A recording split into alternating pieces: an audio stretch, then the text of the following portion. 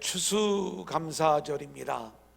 우리가 해마다 11월 첫 주일에 추수감사 예배로 하나님께 영광을 올려드리는데, 전통적으로 한국교회는 11월 셋째 주일을 감사절로 지키죠.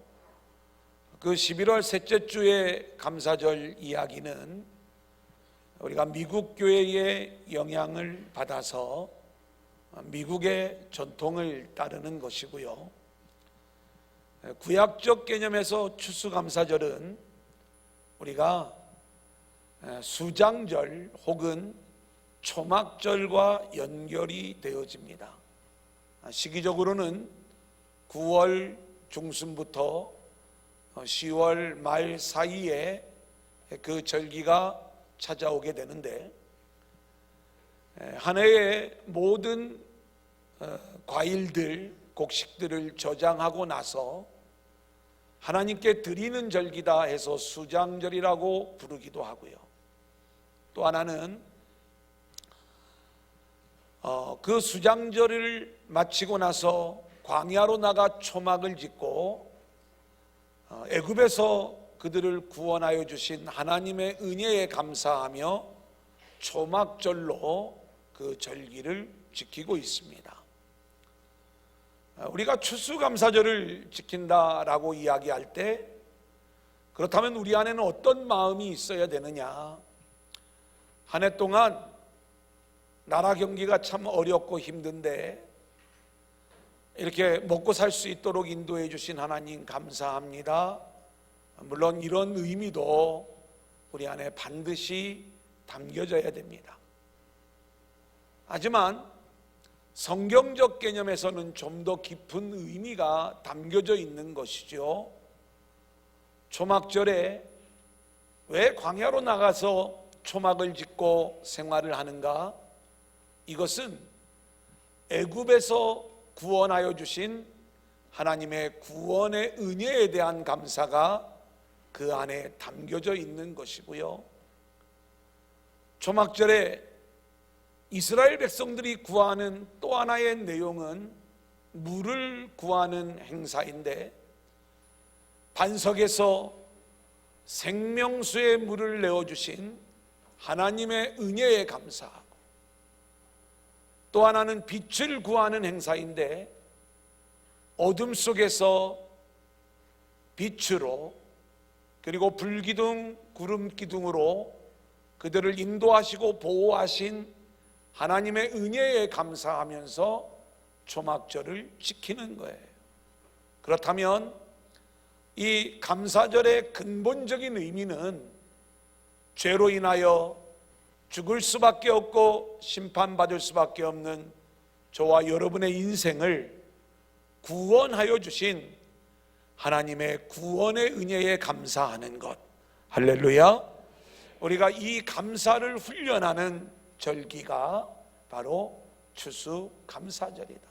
우리는 오늘만 우리가 감사의 예배로 드릴 것이 아니라 매 주일이 구원에 대한 감사와 감격의 모습으로 하나님을 예배하는 자들로 세워져야 될 줄로 믿습니다.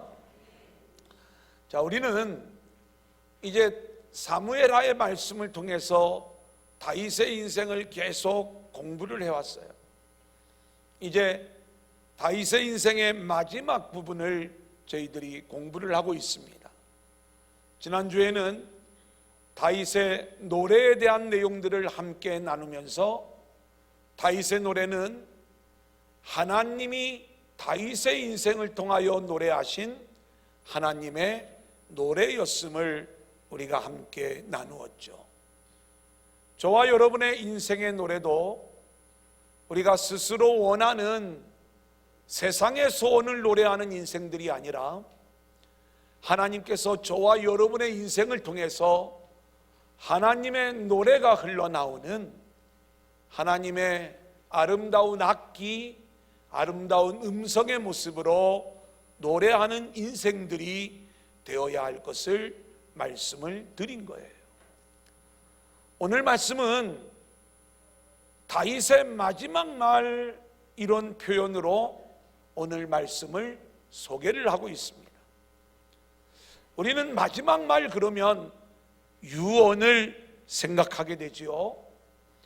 그런데 다윗의 유언의 이야기는 별도로 등장을 합니다.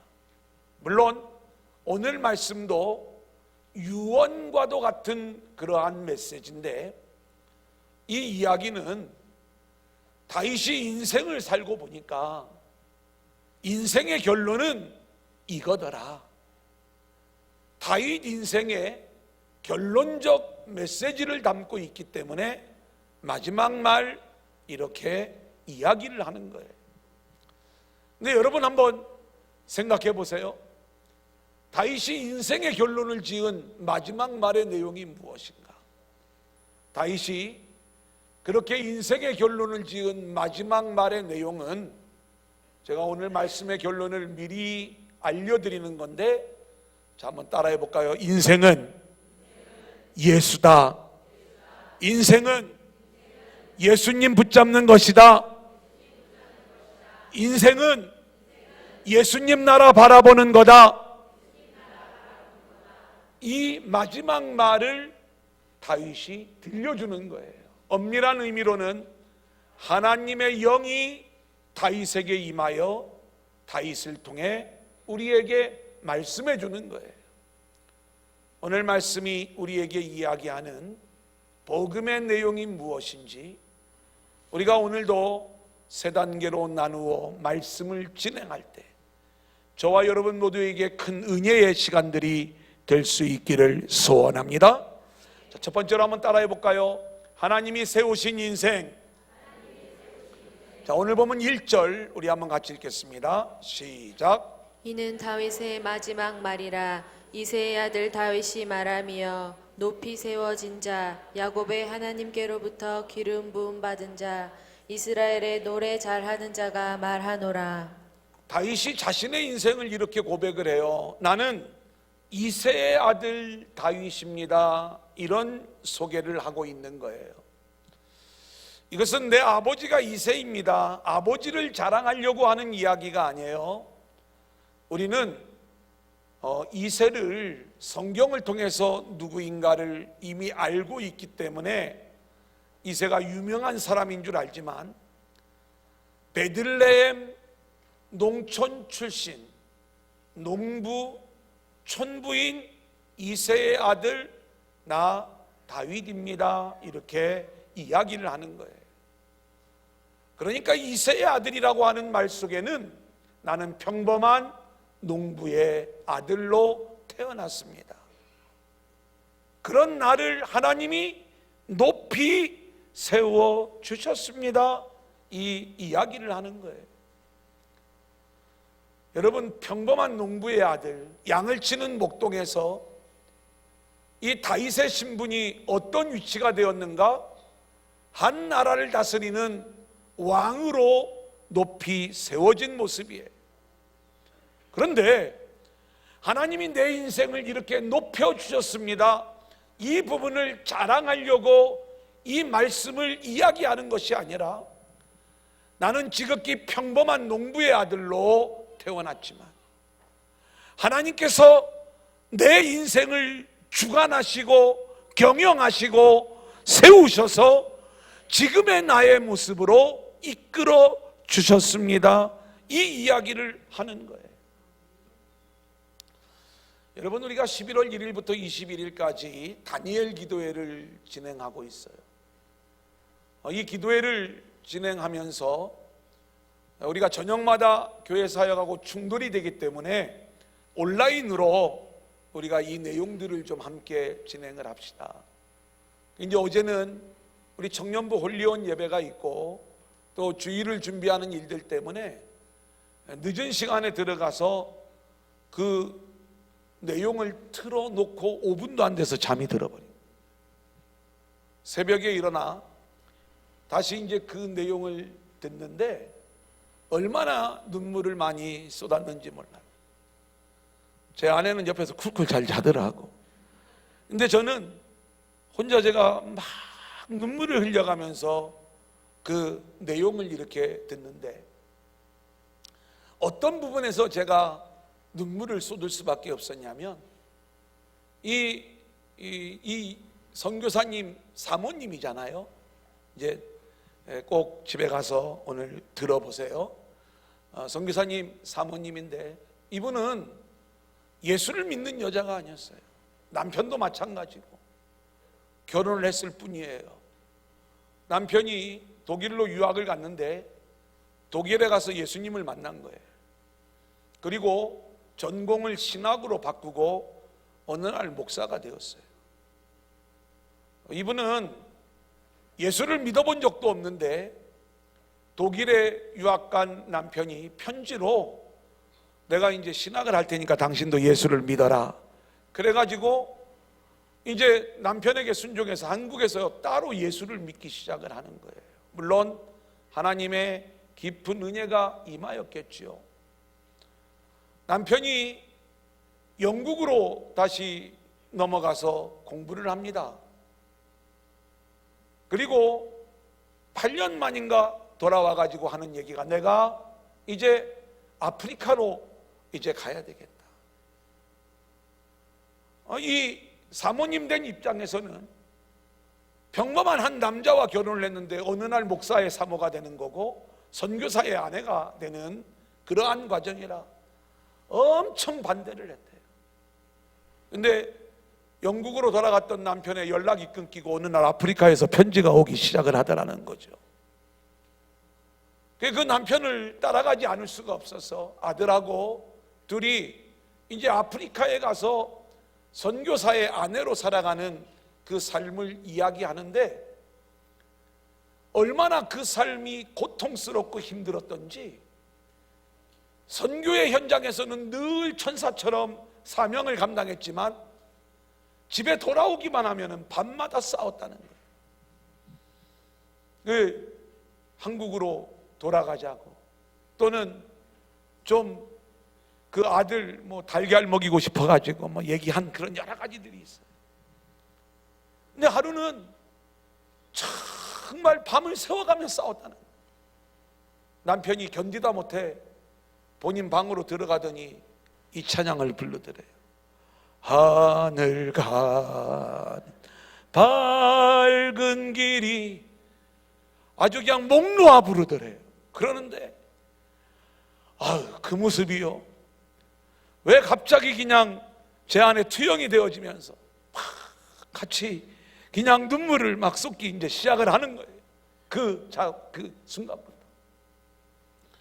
이제 이 사모님이 그렇게 이제 목사님을 선교사님을 막 못 살게 굴다가 이제 어느 한순간에 병에 걸려가지고 이제 거의 죽는다 하는 그러한 내용을 이렇게 진단을 받았는데 그때 이제 하나님 앞에 무릎을 꿇고 기도하는 그 가운데 인격적으로 하나님을 만나는 경험을 하게 되는데 그러나 하나님이 음성을 들려주시더라는 거예요.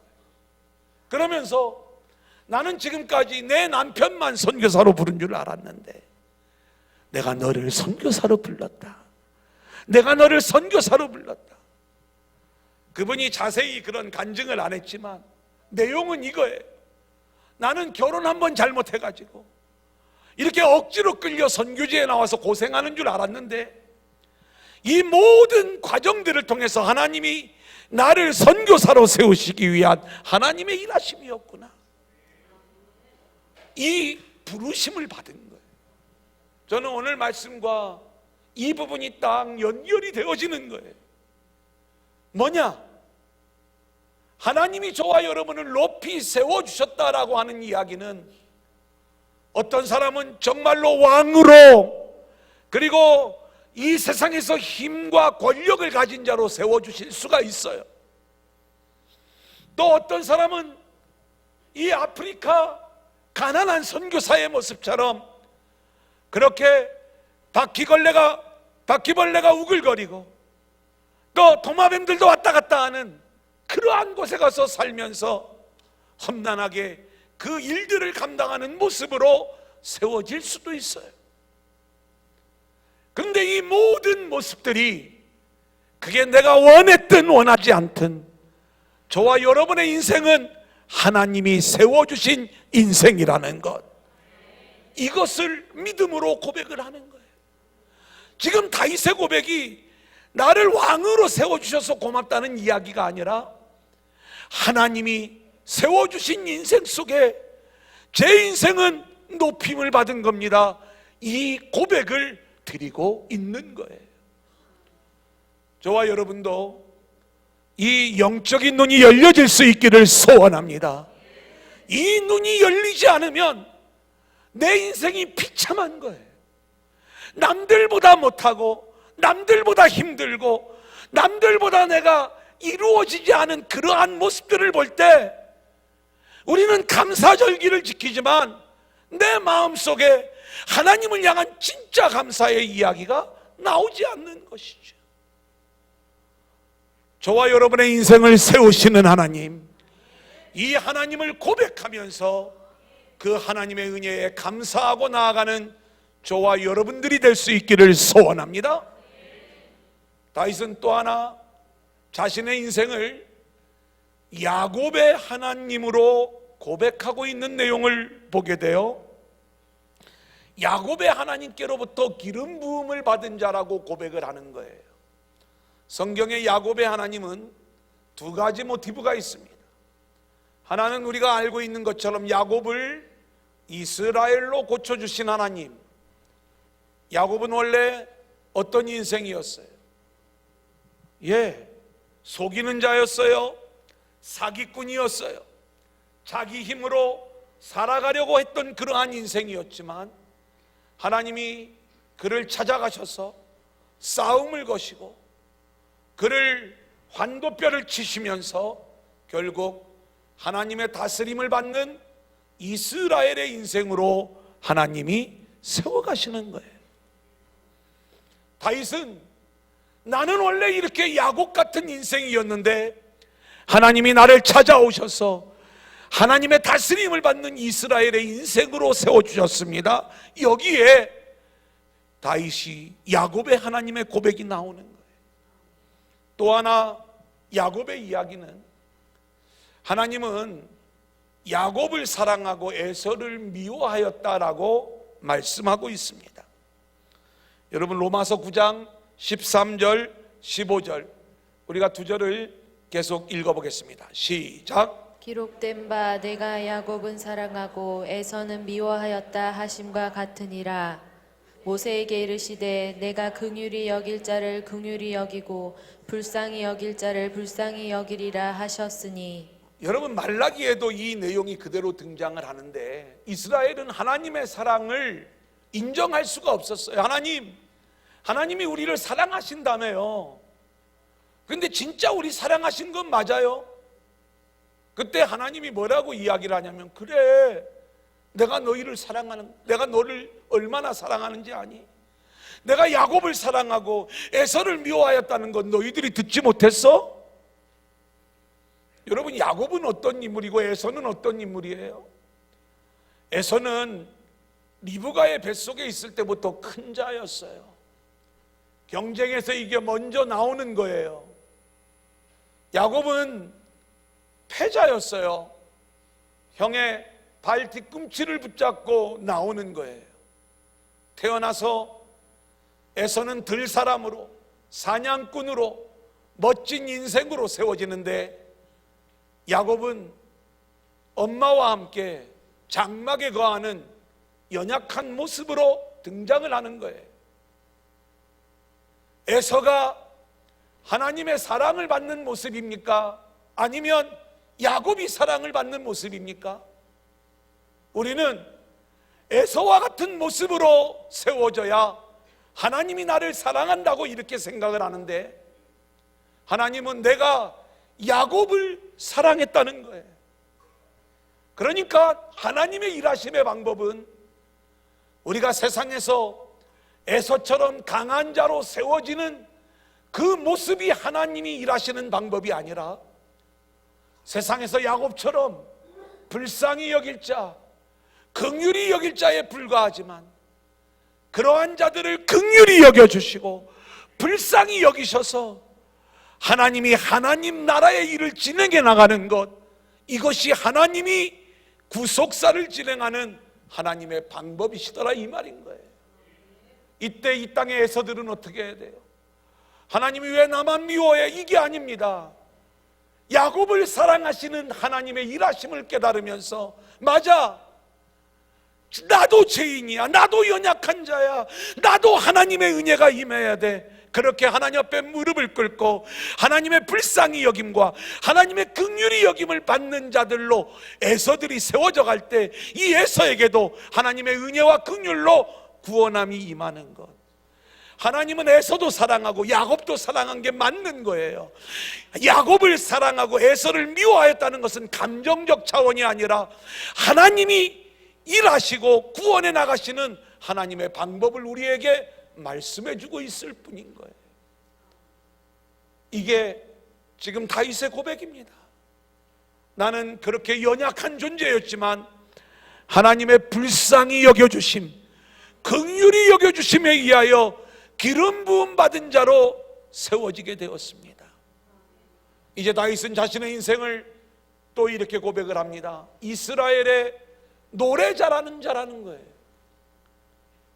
노래를 막 잘 불러가지고 우리 성가대처럼 그런 노래 잘하는 그 이야기를 하는 게 아니라, 이 노래 잘하는 자라는 이야기는 하나님이 다윗을 통해서 하나님의 노래를 불렀다고 말씀을 드렸잖아요. 이것처럼 다윗의 인생은 철저히 하나님의 말씀에 순종하여 하나님의 일하심을 드러내는 그런 노래, 이 노래 잘하는 자였다는 거예요. 이 말이 2절에 잘 드러나고 있습니다. 우리 2절 같이 읽어볼까요? 시작. 여호와의 영이 나를 통하여 말씀하시며 그의 말씀이 내 혀에 있도다. 아멘이죠. 여호와의 영이 나를 통하여 말씀하신다는 거예요. 다윗의 노래도 여호와의 영이 다윗을 통하여 노래한 것이고, 다윗이 이는 나의 마지막 말이다 라고 이야기할 때 이 마지막 말도 다윗의 이야기가 아니라 여호와의 영이 다윗을 통하여 마지막 말을 우리에게 들려주고 있는 줄로 믿습니다. 그러면 다윗의 마지막 말이 뭐냐? 두 번째 한번 따라해 볼까요? 언약 안에 있는 인생. 넘겨봅니다. 3절입니다. 같이 읽겠습니다. 시작. 이스라엘의 하나님이 말씀하시며 이스라엘의 반석이 내게 이르시기를 사람을 공의로 다스리는 자, 하나님을 경외함으로 다스리는 자여. 지금 다윗은요, 자신을 통하여 나타나고 있는, 자신이 예표가 되어지고 있는 그리스도의 이야기를 우리에게 들려주고 있어요. 그 그리스도는 누구시냐? 공의로 다스리는 자라는 거예요. 하나님을 경외함으로 다스리는 자라는 거예요. 4절 또 어떤 분인가 볼까요? 그는 시작. 그는 돋는 해의 아침빛 같고 구름 없는 아침 같고 비 내린 후에 광선으로 땅에서 우미 돋는 새풀 같으니라 하시도다. 돋는 해의 아침빛 같은 그리스도의 이야기를 우리에게 들려주는데, 우리 주님은 혼돈과 공허와 흑암의 세상에 빛으로 오셨잖아요. 바로 그러한 인생 가운데 돋는 해의 아침빛처럼 저와 여러분의 인생 가운데 찾아오신 메시아 그리스도, 할렐루야. 이 그리스도를 소개하면서 다윗은 하나님의 그 언약을 붙잡고 바라보는 이 이야기를 마지막 말로 우리 가운데 들려주고 있는 거예요. 5절입니다. 같이 볼까요? 시작. 내 집이 하나님 앞에 이같지 아니하냐. 하나님이 나와 더불어 영원한 언약을 세우사 만사에 구비하고 견고하게 하셨으니 나의 모든 구원과 나의 모든 소원을 어찌 이루지 아니하시랴. 다윗의 마지막 말의 본질은 자신은 언약 안에 있는 인생이었다는 것이죠. 하나님께서 다윗에게 세우신 영원한 언약의 본질은 뭐냐? 결국 예수로, 그리스도로 하나님의 나라를 이루시겠다는 것 아니겠습니까? 그래서 다윗은요, 그 마지막 말로 예수로 이루어지는 하나님 나라, 그 주님 오실 것을 바라보고 그 주님을 붙잡고 주님의 나라를 소망하며 살아라. 이것이 다윗이 인생 가운데 말하고 있는 마지막 말, 결론적 이야기를 우리 가운데 들려주고 있는 거예요. 사랑하는 여러분, 우리가 이 세상을 살아갈 때 예수 믿는 게 시시해 보일지 몰라요. 우리가 예수를 믿고 신앙생활하면서 열심히 하나님을 섬긴다고 이야기를 하지만 우리가 어떤 모습으로 하나님을 섬기고 있는가, 우리 자신들을 좀 돌아보기를 원하는데, 훗날 우리가 죽었을 때 혹시 천국과 지옥이 있다면 지옥 가면 안 되지. 어쩌면 끝까지 이런 이기적인 마음을 가지고 우리가 주님을 보험 삼아 믿고 있는지 모르겠어요. 예수 믿는 게 그만큼 세상에서 매력적인 모습이 아니라 이 말이에요. 예수님이 좀 폼나는 능력자의 모습으로 이 땅에 오셔서 우리가 원하는 강력한 나라를 좀 보여주셨으면 하는데, 우리 주님은 시골 촌뜨기의 모습으로 나타나셔서 하나님 나라의 일들을 우리에게 보여주시지만 그 결과는 십자가에 매달려 비참한 죽음을 죽으시는 그러한 모습으로 우리 가운데 보여지시더라. 어쩌면 주님을 믿고 예수를 믿고 따라가는 저와 여러분의 인생들이 그러한 모습들로 세워져 가는 모습일지 모른다 이 말입니다. 그런데 다윗의 마지막 말은 뭐예요? 그 나라, 그 주님 붙잡고 살아라. 그게 인생이다. 이것을 우리 가운데 말을 하는데, 이 말이 다윗의 말이 아니라 하나님의 영이 내 안에서 말씀하는 내용이라고 선포하고 있는 것 아니겠습니까? 오늘 이 다윗의 말이 하나님의 음성으로 저와 여러분에게 들릴 수 있기를 소원하는데, 인생은 예수님 붙잡는 거다. 인생은 예수님 나라 바라보는 거다. 할렐루야. 이 마지막 말을 붙잡는 저와 여러분들이 될 수 있기를 소원합니다. 이제 마지막 세 번째입니다. 한번 따라합니다. 다윗의 용사들. 다윗의 마지막 말 다음에 다윗의 용사들의 명단이 나와요. 여러분, 우리가 오늘 이 말씀을 보면 좀 뻘쭘합니다. 내용이 이게 마지막 말이라고 이야기를 해놓고 7절까지만 하고 딱 끝났으면 좋겠는데 왜 다윗의 용사들의 이야기가 나오는가? 여기에는 저와 여러분을 향한 하나님의 말씀이 담겨져 있는 것들을 보게 돼요. 이 용사들 이야기 속에 특별히 이제 또 하나의 에피소드가 나오는데, 이 내용 역시 너무나도 우리가 전체적인 내용들을 바라볼 때 쉽지 않은 내용이에요. 하지만 여기에 담겨져 있는 복음의 의미들 우리가 함께 찾아가 보도록 하겠습니다. 여러분, 오늘 본문에 등장하는 다윗의 용사들의 이야기는 예수 이야기 속에는, 그래서 하나님이 예수를 통하여 하나님의 나라를 이루어 가실 때 거기에는 다윗의 나라에 충성하는 용사들이 있었던 것처럼 주님의 나라에는 충성하는 성도들이 있어야 되는 모습을 우리에게 보여주는 거예요. 근데 놀라워요. 다윗의 용사들은 다윗이 잘나고 실력이 있어서 다윗의 용사들이 되는 줄 알았는데, 오늘 본문을 보면 믿음으로 나아가기만 하면 하나님이 이미 놀라운 승리를 주시고, 그리고 용사들은 그 승리를 거저 거두기만 하면 되는 거예요. 자, 10절 하반절, 그날에 한번 같이 읽어볼까요? 시작. 그날에 여호와께서 크게 이기게 하셨으므로. 됐습니다. 그날에 여호와께서 크게 이기게 하셨다. 저와 여러분의 싸움은 하나님의 싸움이고, 우리는 주님을 따라가는 용사들로서 하나님의 승리를 우리가 따라가면서 함께 누리기만 하면 되는 거예요. 할렐루야. 그래서 우리는 다윗의 용사처럼 그리스도의 용사가 되어 하나님의 언약 안에서 이루어지는 하나님 나라의 주인공들로 세워지게 되는 거예요.